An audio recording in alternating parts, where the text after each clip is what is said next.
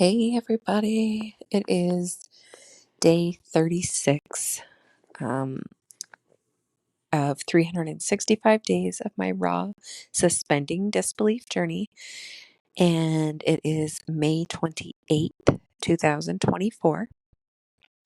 My youngest child, Casey, turned 4 years old today, so it was definitely supposed to be a day of celebration. Um, I had some I had a lot of electrons. Let's go with that. A lot of electrons going on um, today, which just tells me that the good is coming, right? It was also a little bit like a test to see if I was still going to maintain a boundary that I had put up, um, if I was still going to stand up for myself in a specific situation, etc. It was like a little bit of a test from the universe. So today was technically supposed to be my day as far as parenting goes, co-parenting with my ex, right? I was supposed to have the kids today, but it was her birthday and he had them last night and was going to be dropping her off in the morning. And he asked if he could keep her for part of the day so that he could spend some time with her for her birthday. I said yes. He stopped by my house to let me say good morning and happy birthday to her and whatever after he dropped my son off at school. And I gave her, so she wanted a cat birthday, and I gave her a helium balloon, which I like searched everywhere for to finally find a cat balloon because she wanted a cat birthday so bad. So I got this helium balloon filled with three cats with party hats. Okay. And it was pink and it was perfect, right? So she was super excited when I gave it to her this morning. Um, she loved it, all of that stuff. And then he, as he was sitting there, he was talking about like, oh, maybe we'll go get some things for this and for that and the other thing. And the thing is that he likes to talk about how broke he is all the time. But he also likes to spend money and he likes to brag about spending money and then also complain about being broke. Like very contradictory. Um, Anyways, I had already purchased the stuff to make her a cake. I was going to shape it like a cat's head and cut out some triangle pieces and put them for ears and all the things, all the different icings and decorative stuff to decorate it and so on. Um, and he I told him this. I told him I had the stuff. I was going to make this head shaped or like cat head shaped cake and whatever. And he said, oh, well, I was going to do this. And what he was going to do was get a picture thing that you can put on the cake to like, instead of having to do the work or whatever. And I was like, okay, but I already have the supplies. Like he was talking about going to buy one still. And I was like, I already have the stuff. And we were originally planning to do, uh, like have us both there this evening, get, everybody at my house and just do like dinner and cake and presents and whatever all together. So there was no reason to do two cakes, right? And anyway, try to make this story a little bit shorter. All of the things which he knew I was doing or that I had done, he specifically spent the day with her, um, longer than I had originally agreed to, and took her around, taking the surprise out of all of it, and basically one-upped me in every area. So he went and got a bigger cat unicorn helium balloon. He went and got like the picture thing for the cake so that it was like not necessarily better than mine, but it was there first. And so there was no point in me cooking mine or like baking a cake and decorating it and all of that stuff. And just on and on and on. Like it was just one thing after the other. And um this is not to say that she wasn't enjoying it, that she wasn't having fun with him, all of that stuff. But I had all of these things planned already. He was going to buy dinner, and he basically just went and was like, going to do it all myself so that I get to be the good guy. I get to be the amazing one who did everything. And what it actually came down to was he hadn't even gone shopping for her birthday present. I did that for him. My oldest daughter wrapped the gift. I had to find a gift, like come up with the idea for the gift for him because he didn't know what to get her, etc. Like this was um the actual situation, but he's very good at like he will just put the money behind being able to show up better, look more generous, all of that stuff. And it all comes with there's always a twist, there's always a dark side to it, right? And this is pardon me. This is something that I've learned, and it breaks my heart knowing that my kids are going to learn it. Because I can't stop it from like nobody can control anybody else, so I can't stop him from doing it. It does make me really sad for them. In the moment, they enjoy the big, flashy, the more expensive, all of those things. But I do know that long term, this is going to be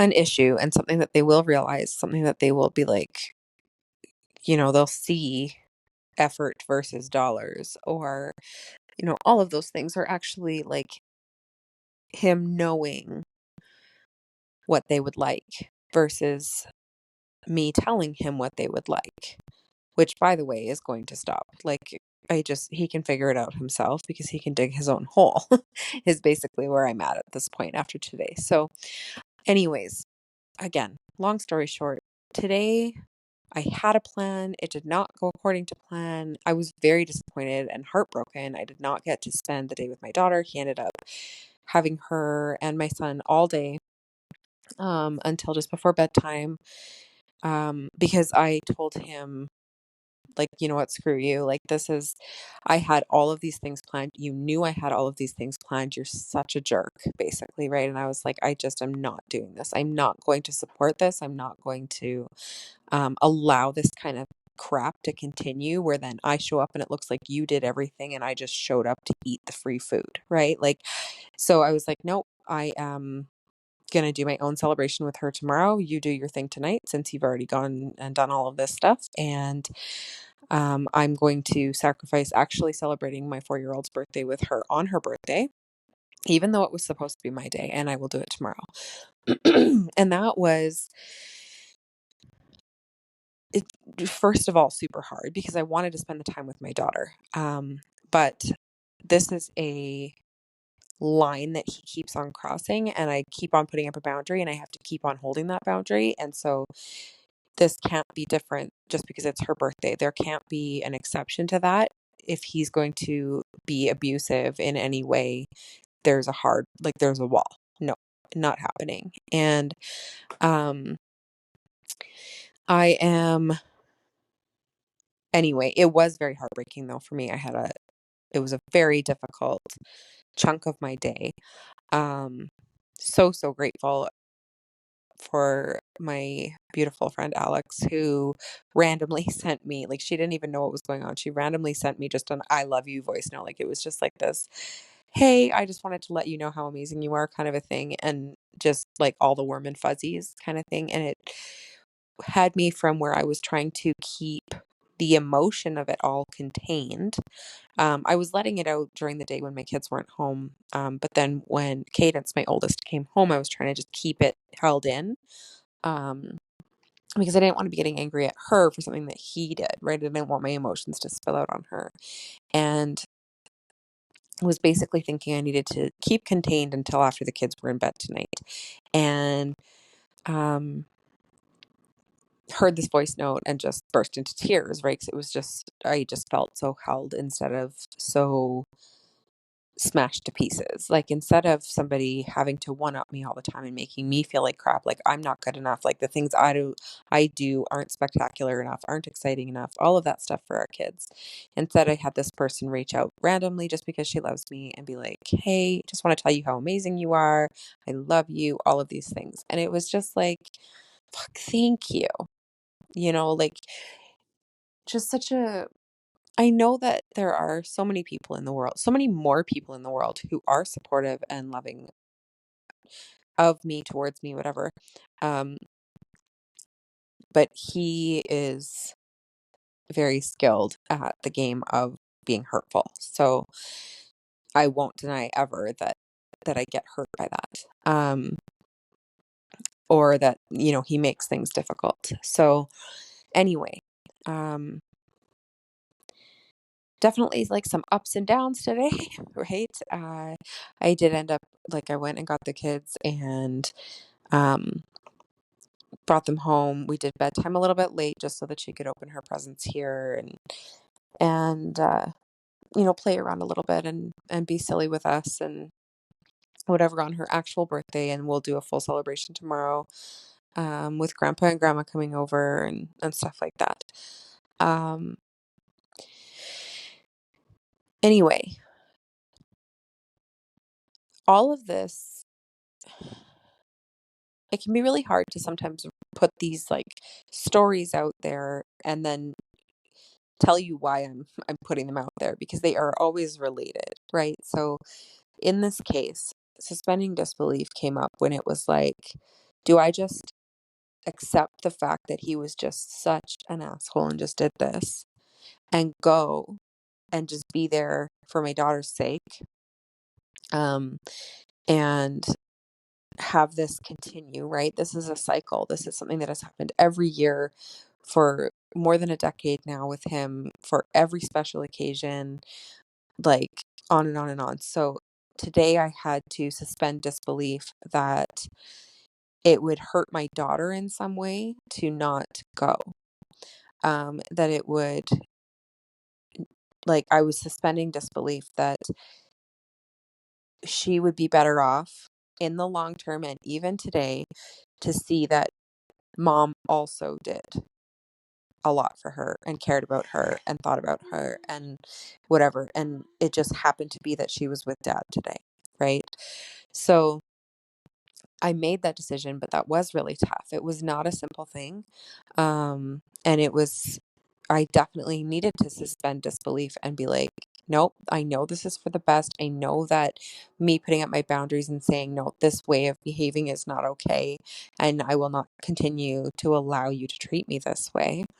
Um, I know that that is necessary. I know that that is what needs to happen for my energy to stay separate from his, for my kids to actually be protected and have somebody in their corner, right, who's not just giving in to the bully. And so this was a really tough one to do, but it absolutely took suspending disbelief for me to do it. And so I definitely wanted to share about it, even though it's a little bit hard to share about. Um, I also had a realization, and this one was tonight. I was actually talking to. Oh, I got a sleeping baby beside me. It's her birthday. She wanted to sleep in mom's room, and don't know what just happened there.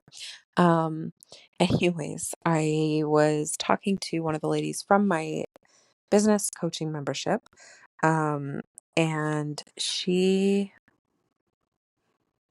we were actually talking like in the comments of the video training that I did yesterday for my membership. And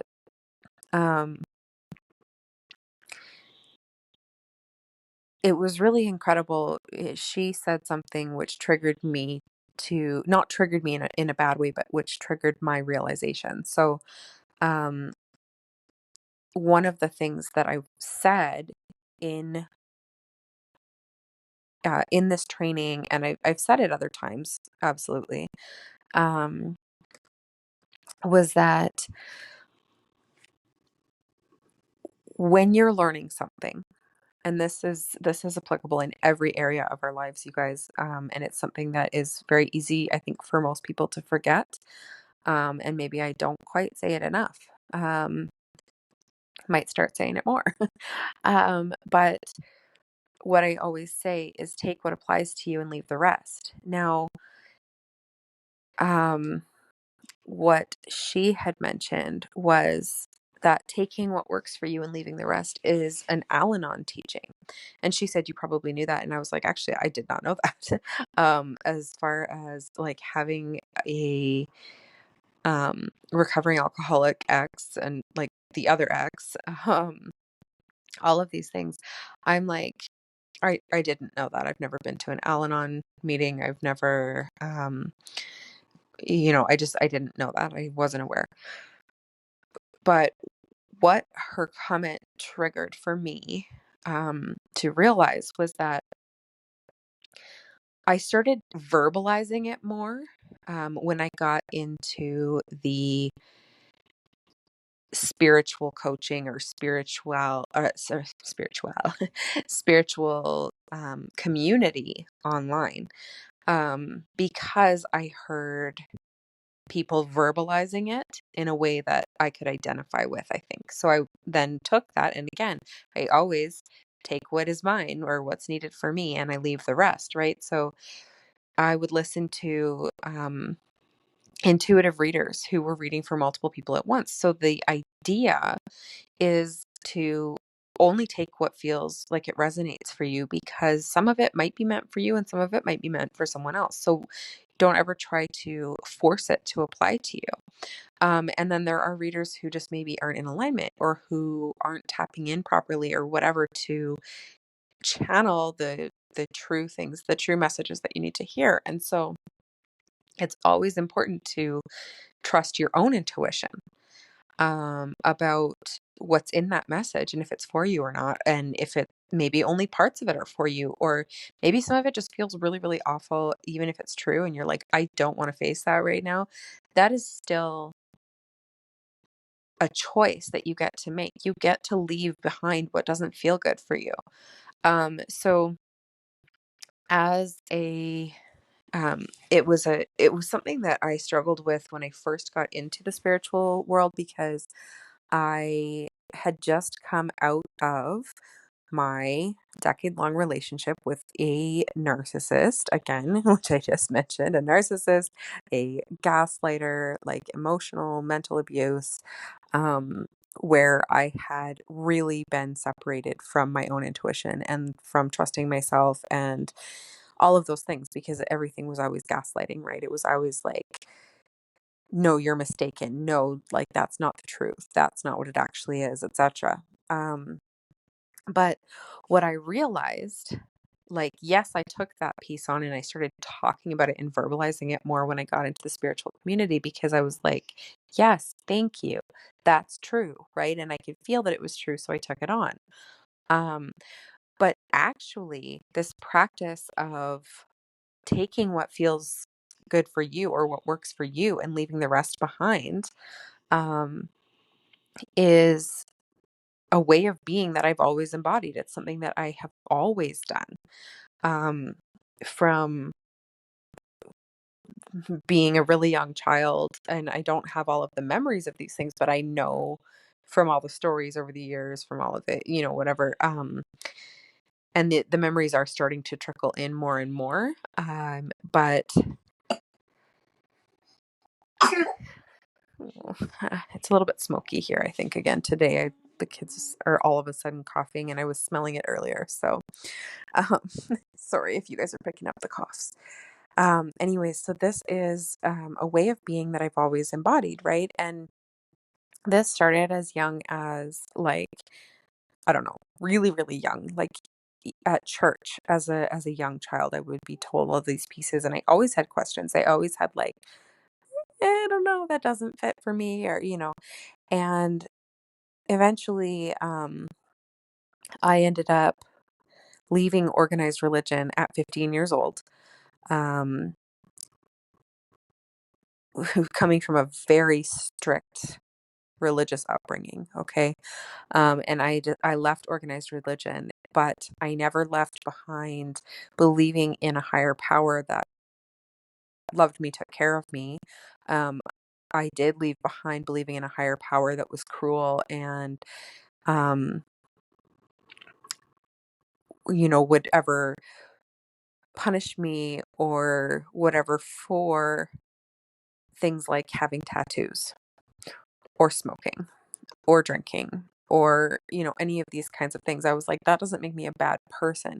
All of these people at church who are so, you know, and this is quote unquote morally pure, who are not, who are, what am I trying to say here? They are keeping their physical body so, again, quote unquote pure. Um, but in their minds, they're judging everybody else. They are thinking unkind thoughts. They're saying unkind words. They are making people feel like they're not worthy. They are, all of these things. I was like, those people to me are not good people, or they may not necessarily be not good people, but they're doing things that are not good, that are hurtful to others. And I don't think that me choosing to smoke a cigarette or choosing to have a drink of alcohol makes me a bad person. And so I was having these kinds of thoughts in my teens, right? And even earlier in my younger years as well. But not quite to that extent when I was younger. Anyway, so what ended up happening is I walked away from organized religion, but I took things with me. I still prayed, right? I still um felt spiritual. I still felt those kinds of things. And then I was reflecting on how this was like all through grade school, right? If friends were saying things and it felt good to me, cool. And if there were people that were talking and it felt like crap, it just didn't feel aligned, I just didn't listen to it. I didn't focus on it or take it in, right? Um, and this is one that's really tough for a lot of people to believe, but I never really did understand peer pressure until I hit adulthood. So all through my grade school years, I just kind of did what I wanted and not what my friends wanted. And I never asked permission for it. And I always still had lots of friends, um, more than most people, but without it being like a fake thing. I have always had a lot of close friends, even. I was friends with every clicky group and whatever. I was in all of them. I just was friends with everyone because I just didn't care. I was like, there's nobody gets to say who I get to hang out with. Nobody gets to say that I'm not good enough to be part of their group. Nobody gets to say, like, I just was, right? I just always just did what I wanted. I always went and I just would be in those groups. And I just like, it's very hard for me to verbalize because it's just always how I was. Um, and I think that, to be honest, I think most people accepted it because it was authentic, right? It was not like I was actually trying to push or force or whatever. I was just being me. And I was so reliably me, right? It was just like, yeah, that's just how she is. So we just deal with it, like whatever. And um I mean, this went all the way through like not caring about clothes. I was in like second or third hand-me-downs for most of at least elementary and I think even junior high. Um, and I never cared. I never really at all gave a rat's ass about clothes.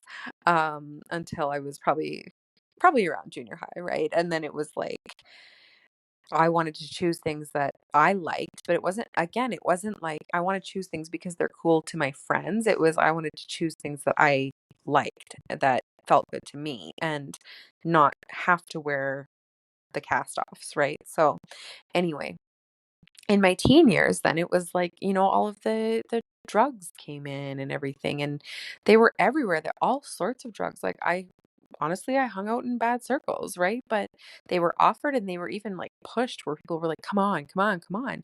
And I just had no interest. So it was like, nope, nope, not interested. Nope, not interested. Nope, not interested. And I just didn't do it. And I never lost a friend over it. I never um was, like excluded for that. I still just hung out with those people. I just didn't do it with them. Right. And, um, it was fine. I don't know.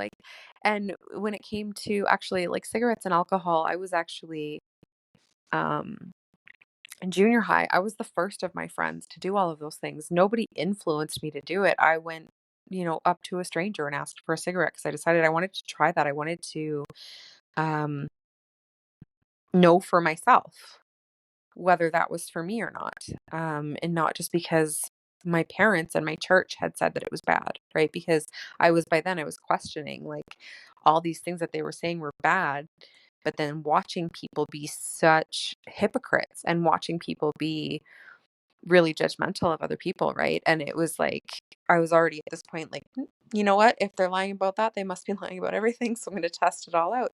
And I chose to drink. I chose to smoke cigarettes. I chose to, all of these things. And to be honest, I was probably a bad influence and my friends started doing it because I was. Um Not because I was pushing it on them, but just they followed suit, right? I started this and I've always been like that. I've always been like the trendsetter. So, even accidentally. And anyway, I just always did me. I just always did what I wanted. And not in a like disregard other people's feelings way, but just in a, does this feel good for me? No, I'm not doing it. And so I wouldn't do what didn't feel good for me, right? And when I say feel good, like my brain was like, nah, or my body was like, that feels awful, or whatever. Like I would just not. And um, it took me writing this out in response to, like, I was reflecting on it in response to what she had said, and I was like, wow, I'm just realizing, right, as I'm writing this down, how fully I've always embodied this without even knowing it, like without choosing it or planning it or trying. I've always just done this. Um, and then I was kind of like, well, it might be more of a part of my like, unique genius or whatever you want to call it, um my unique edge or whatever than I ever realized because it just is who I am, right? It's not something that I've learned or something that I've had to conquer, right? It was just the way I just always was, at least as far as I ever remember, or ever remember hearing about either. Um, Another example that I had shared with her was when I turned 18, because I would hide stuff from my parents. I didn't want to get in trouble from my parents, right? So when I was a teenager and I was doing stupid shit, I hid stuff from my parents and they were overly strict. So it was almost kind of reasonable, right? But when I turned 18 and I was an adult, I literally sat them down and was like, "Hey, guess what, guys? This is who I am. This is what I do. This is how I'm living my life. And like, too bad, suckers," right? I didn't say it like that, but it was just like, I'm doing me. I'm gonna be me. And I was really surprised because at that point, um, I still thought that my biological dad, was um my more aligned parent, I guess you could say. Like we got along better. Um, and I me and my mom did not. Like we butted heads hard. And um anyway, my dad flipped out and was like, "You can't be doing this, you can't be doing that," whatever. And my mom was usually the one who was like, "You're going to hell, like you're doing all these horrible things," and and whatever. She went from that to, "No, you know what? You've always made your own choices, and I know that you will be fine. You've always done what's right for you, and it's always worked. So, you'll be fine." She totally shocked me that day. I did not expect that, and I was like, "Oh, well, there we go, right?" And then I also did acknowledge tonight that I had, um, a massive dip in this for myself, where I allowed, and this is where I mentioned that I never actually understood peer pressure until I was an adult. And it was when I met my husband, and he went to work on my brain basically. And again, so manipulative, the narcissistic stuff, the gaslighting, and um,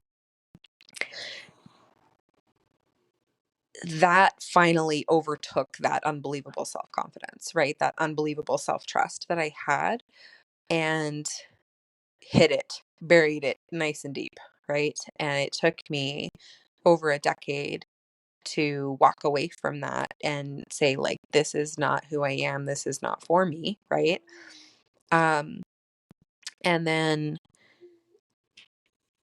it has taken me the last couple of years since leaving to really, I mean, not the entire couple of years, but it took me a good chunk of that to really get myself back, to really be back to fully embodying this and not really at all in any way, shape, or form giving a fuck, pardon my language, what anyone else thinks. Like, it's just who I am. Um, and I will say, aside from him, obviously, who tries to like control and manipulate what I'm doing, I have not come up against resistance with this. And I think that it's because there's no resistance in me to doing this. There's no part of me that's like, should I do this? Am I brave enough? Am I like, I don't have these thoughts. I don't think, is that a good idea?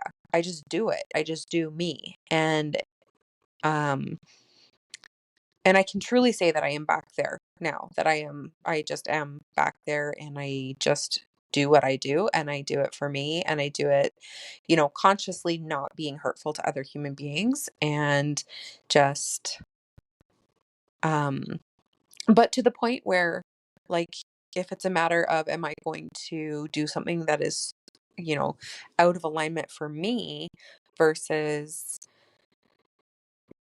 out of alignment for someone else. Well, when it comes to my actions and my choices, I'm going to do what's in alignment for me. And if it's unaligned for someone else and they're not happy about what I did, that's their problem. And um that can sound, when you're coming from a really unhealed mindset, that can sound very abrasive. That can sound very like uncaring, like I'm just like, screw them, but that's not what it is. What it really is that it would actually not be serving them for me to give in either. And it never served my husband for me to give in either, because it just allowed him to continue this abusive pattern and whatever, right?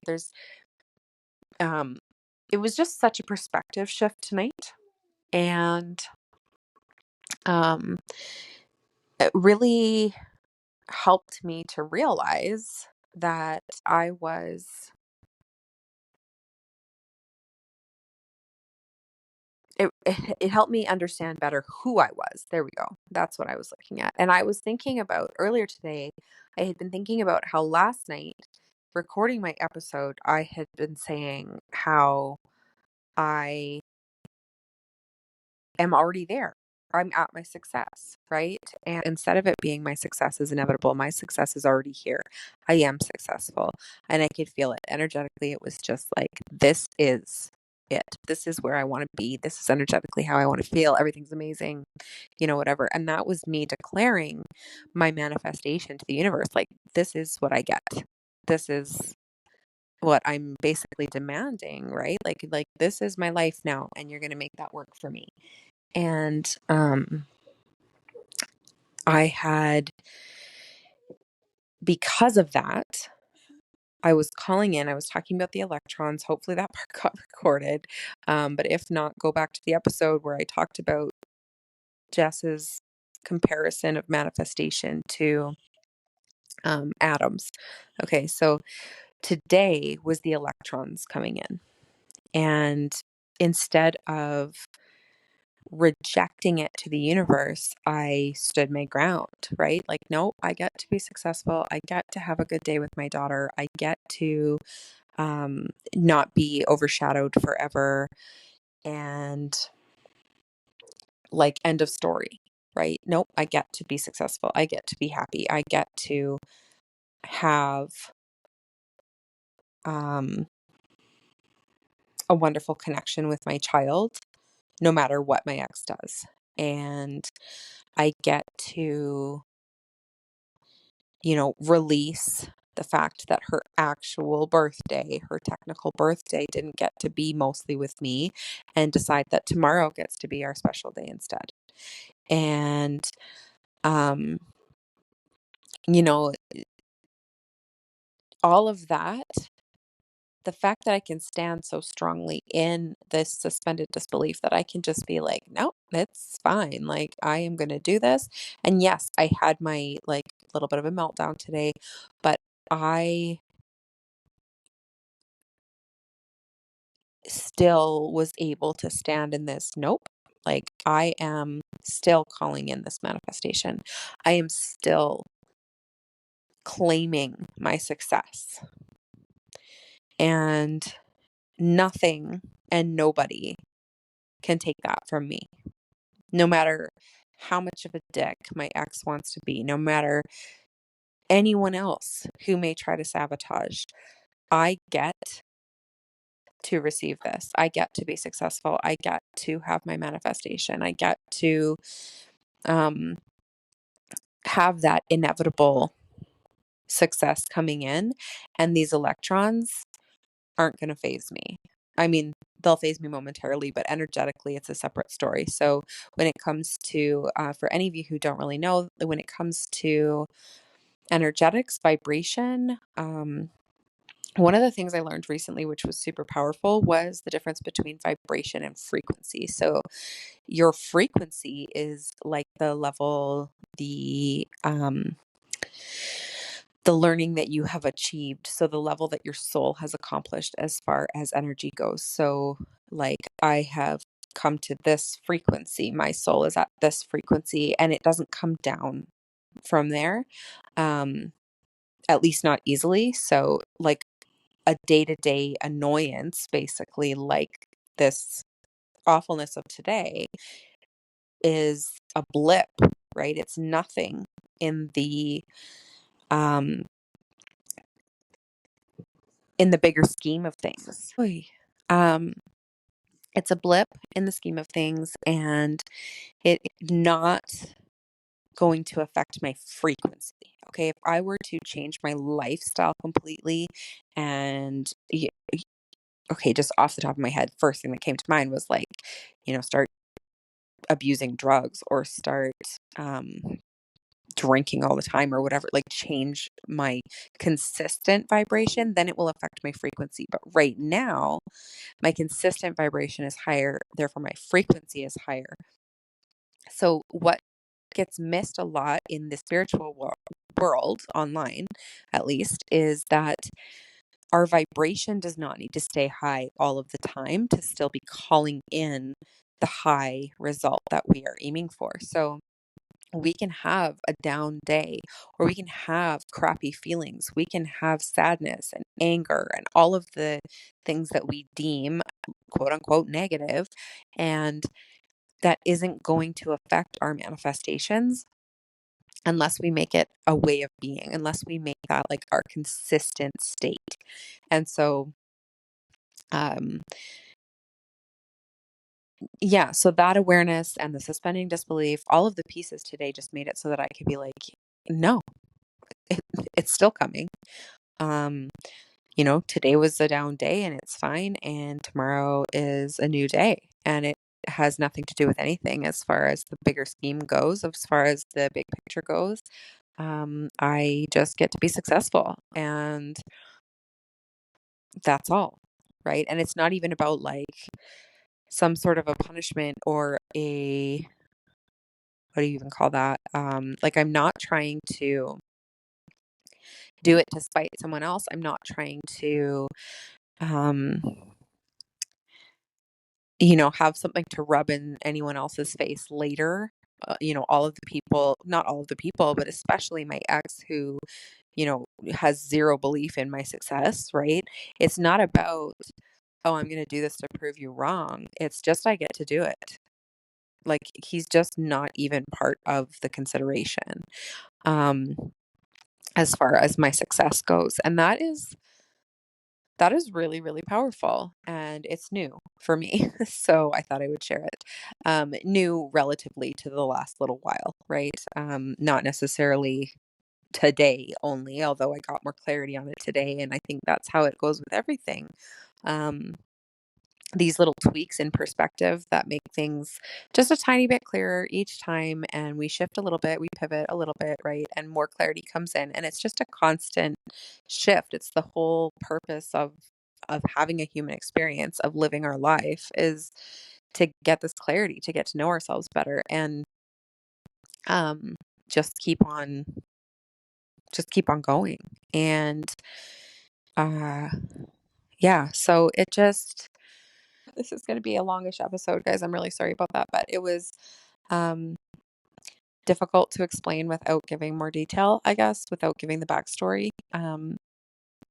But grateful for the conversations with clients today that allow me to find more clarity for myself, right? And I love that. I love that I'm giving and serving clients, and that just by asking a question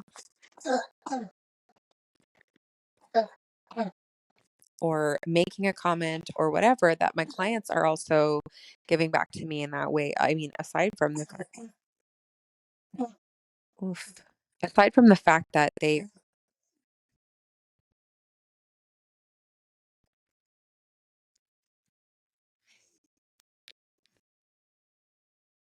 yeah, I had to stop recording again while a coughing fit happened. Um, Man, like the stop and starts are very difficult for me to keep my brain on track, especially at night. So, um, yeah, I just think it's so important that all of us are consistently allowing ourselves to shift, to pivot a little bit, to tweak our perspectives, and allow that clarity to come in.